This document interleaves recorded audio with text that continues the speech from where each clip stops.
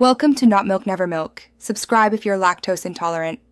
In this video, I will show how to buy on crypto.com only way. First, open the app and complete account verification so fiat deposits are allowed.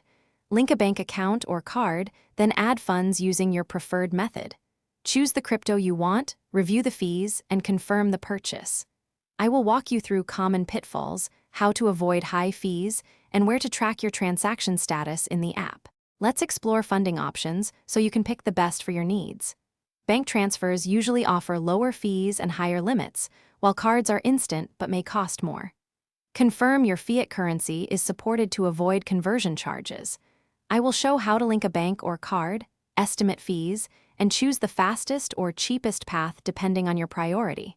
This helps prevent surprises during checkout. Buying safely is about attention to detail and small tests. Always confirm the crypto symbol to avoid buying the wrong token, and review the fee breakdown so you know the exact cost. If you are nervous, make a small test purchase to verify everything works.